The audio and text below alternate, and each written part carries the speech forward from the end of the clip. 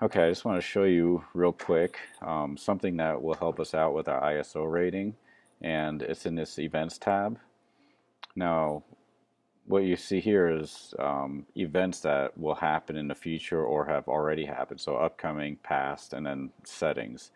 So the reason that we want to start using this module is it'll help us with our ISO rating to show how many people that we help and teach out in the community, what kind of outreach we have. And this will also, we'll be able to run a report and show how many people we've taught either fire safety, went to sporting events, or CPR. That'll all show up here. We can run a report and we can print out all how many people we've taught.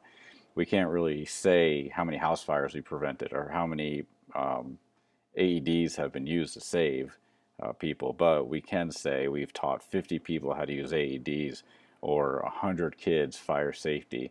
So this is the section where we'll be able to pull that information and give it to ISO.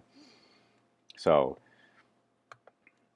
we can go into the past here, and we taught a fire extinguisher training at the high school. So it's pub ed, fire safety, and this is when we did it.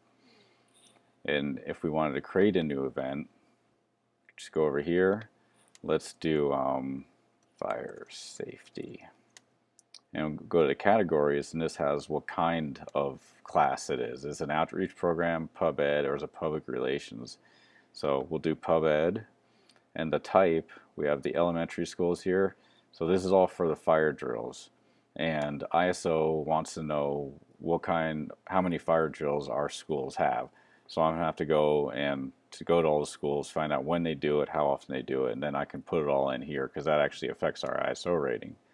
If we ever do a CPR class, we have the BLS class here, Heart Saver or no certification class.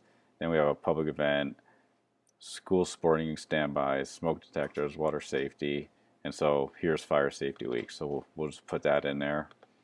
We'll do a date, let's just say October 5th, and it's at 9 o'clock.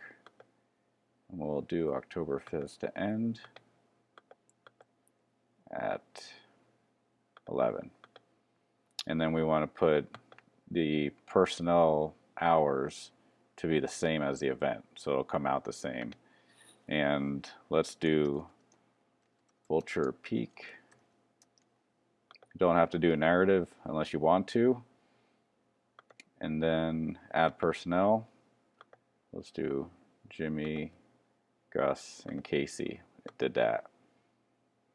Add that in there, and so this is where it really counts. So if we teach 100 kids at this school, and then 5 adults attended, and then if we do some kind of CPR class or something, that's where the seniors attended. So these numbers will all pull together in a report and show how many people that we've actually taught and did some kind of outreach program with.